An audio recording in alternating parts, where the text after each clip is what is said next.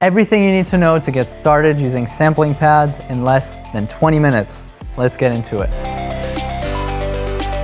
Now, sampling pads are everywhere, and for good reason. I'm Antoine Fadavi, a drummer and music director, and with years of experience exploring the ins and outs of sampling pads, today I'm going to walk you through the essential steps to get started with one. We're going to go over a bit of history, mounting of the pad, use cases, connectivity, onboard effects, running backing tracks, MIDI, and ways to expand upon your setup.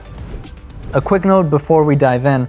This masterclass is not a technical guide on how to use a particular sampling pad. There's countless in-depth videos available on YouTube that go into the specific features of the pad that you own. Rather, this masterclass is focused on exploring what any sampling pad can do for you, so you can become more knowledgeable and confident using yours and become a pro at it more quickly. A bit of history. In the 1970s, the concept of sampling, which is capturing a piece of sound and playing it back, was born. One of the pioneers in this field was the Fairlight CMI, a digital sampler that was released in 1979. While not technically a sampling pad, it was the first device to allow users to record sounds and trigger them. Tatiana Ali. Tatiana Ali. This is a picture of Tatiana Ali. Yeah. Look at that.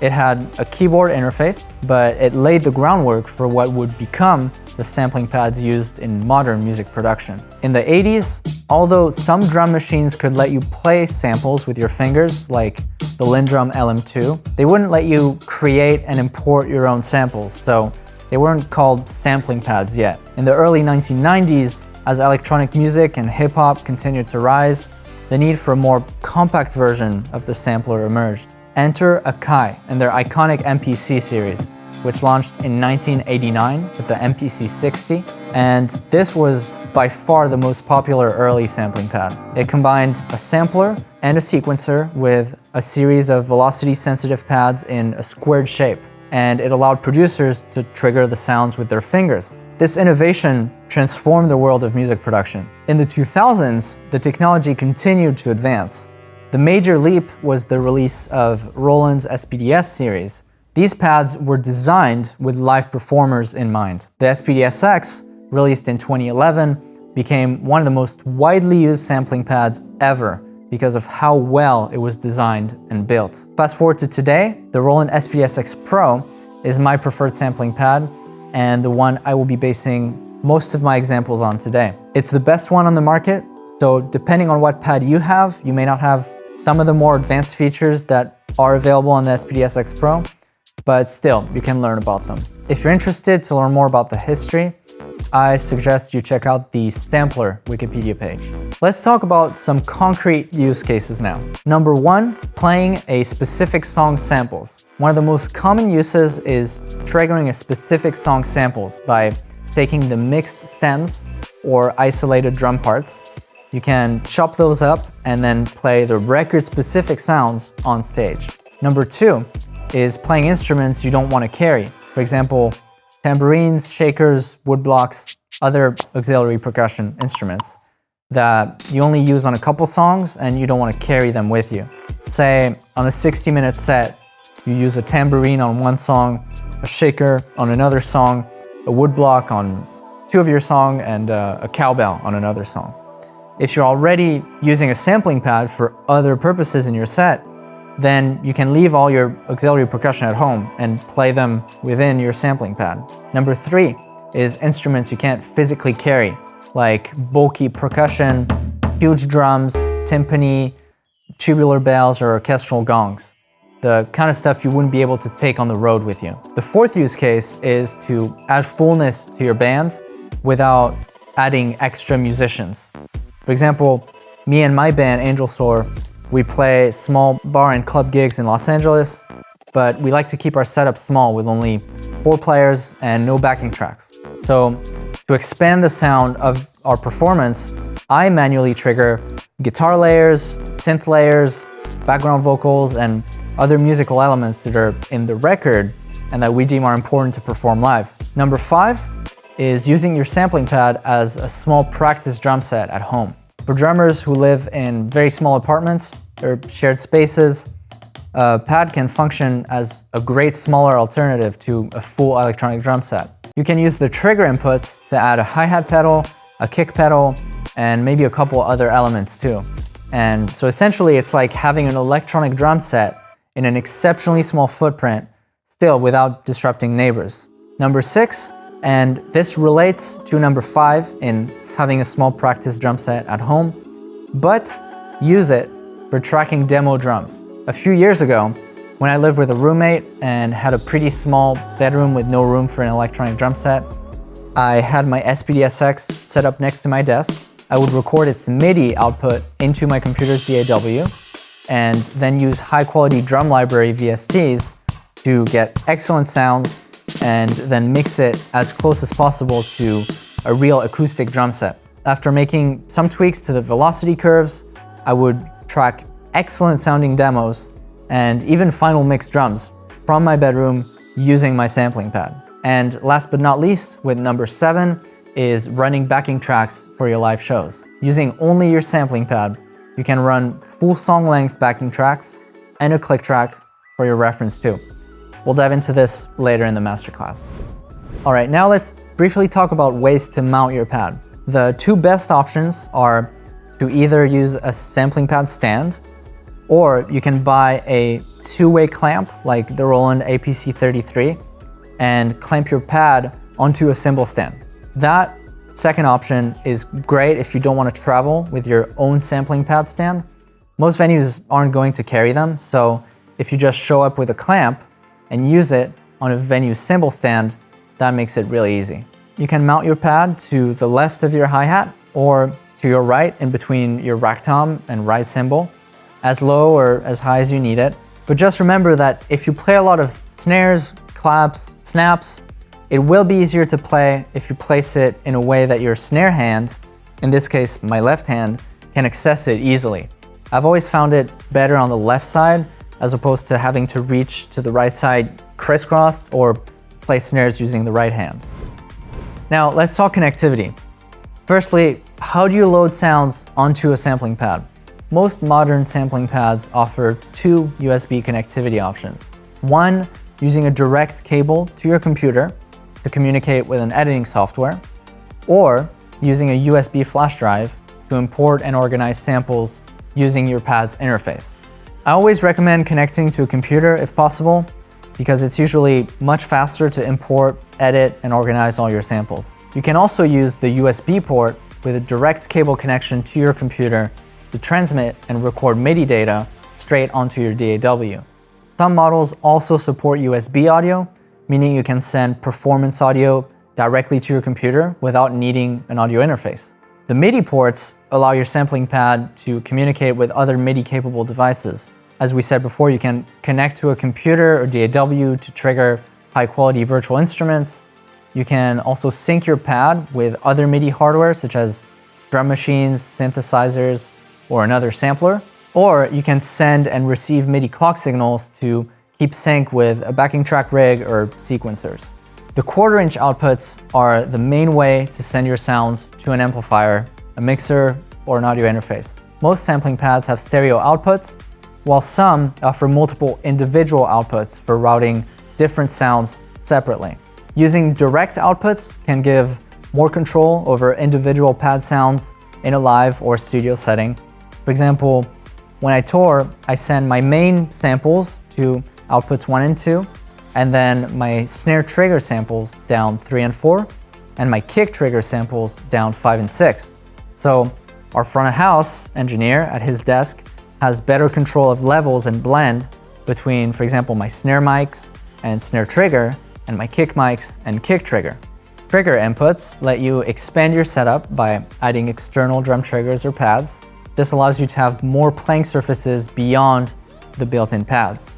Many drummers use trigger inputs to actually add a kick or snare trigger, or an electronic kick pedal to play electronic kicks with, so as to not play kick drum patterns with your drumsticks. And finally, a foot switch input allows you to connect a foot pedal to control different functions. Depending on the pad, you can use a foot switch to start and stop loops, go up and down your list of kits, trigger sounds, and more. A big part of mastering your sampling pad is learning how to organize your pad efficiently. Arranging your kits in the order of your show set list is very important. You can switch easily from one song to the next without scrambling. Another consideration is assigning similar sounds like snares, claps, or snaps to the same pad region across different kits. For example, your middle row could generally always be snares, claps, and snaps, and your bottom row, hi-hats, tambourines, or shakers.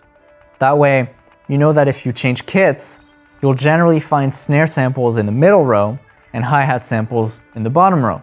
You can play around with different ways that you think make the most sense to organize your kits, but basically, bringing consistency to the way you build your kits will make it so that your muscle memory stays consistent and you don't have to second guess where a sample is mid-performance. On the newer SPD-SX Pro, you can see the name for what sample is loaded onto what pad. You can also change the colors of the LEDs around the pads if you want, for example, your snare to be color-coded yellow and hi-hats to be blue. So you can very quickly tell what kind of sound will be produced by what pad color you're striking.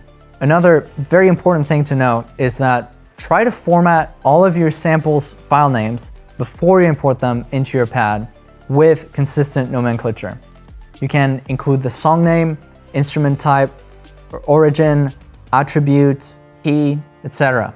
So you can find them easily in the future and you don't end up with 7 samples on your SPD that all say snare 1.wave, snare 2.wave, snare 3.wave, etc.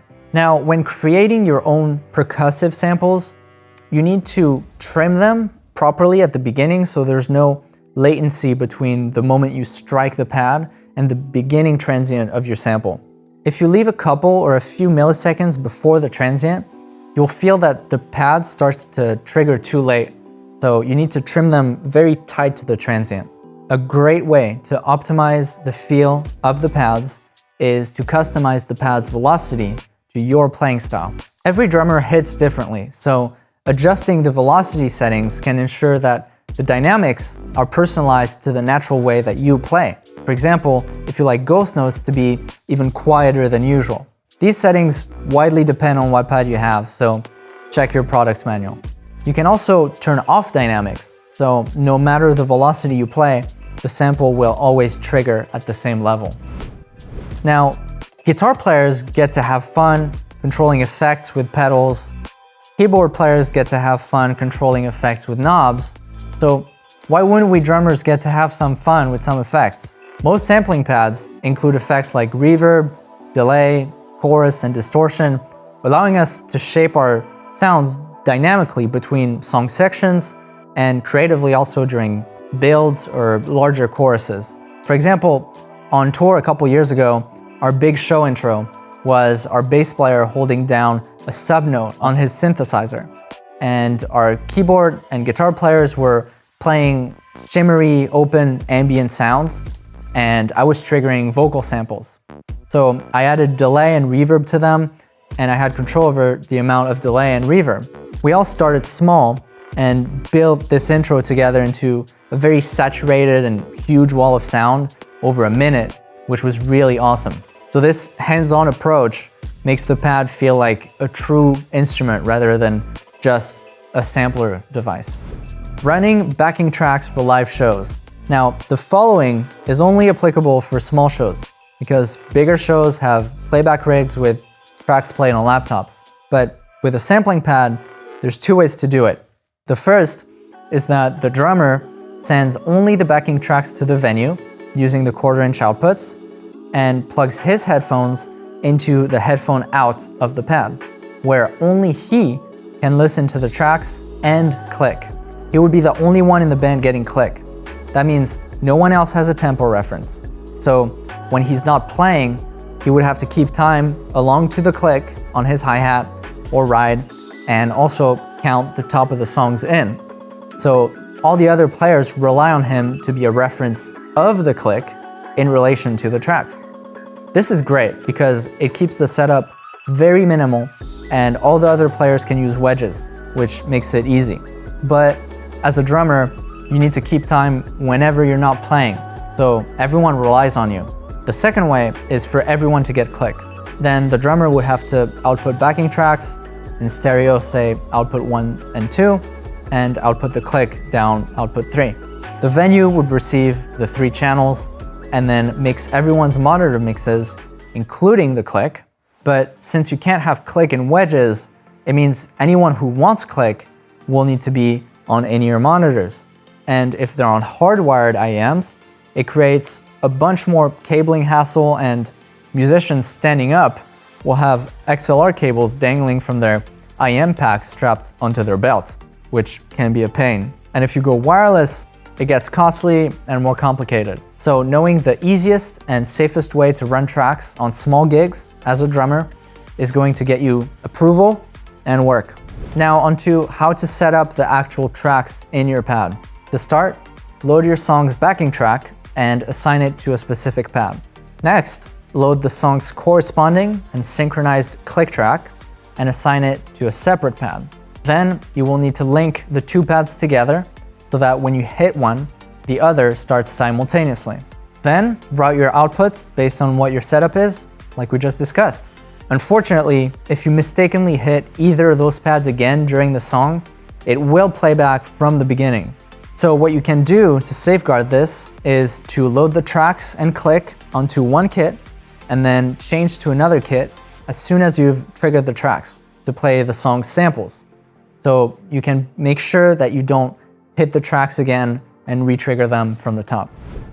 Last but not least, and I can't stress this enough, if you really want to master your sampling pad, just read through its manual. You'll be amazed at how many awesome hidden features you'll find in there. For example, the SPD-SX Pro has a safety mode where if you hold down the shift button and press the kit button, the unit enters safety mode and it now prevents the buttons and knobs from operating while performing. And that's awesome. I had no idea this existed until I actually read the manual. So reading the manual and knowing your gear inside out will make you a more confident player and ultimately a pro. If you don't already have a sampling pad or you're considering upgrading your current one, there's a few things to consider. First, how many pads do you need? Some entry-level pads have 4 to 6 pads, while others, like the SPD-SX, have 9. Second, think about inputs and outputs. If you plan on expanding your setup with external triggers or need multiple audio outs for mixing, you need to make sure that your pad can support that.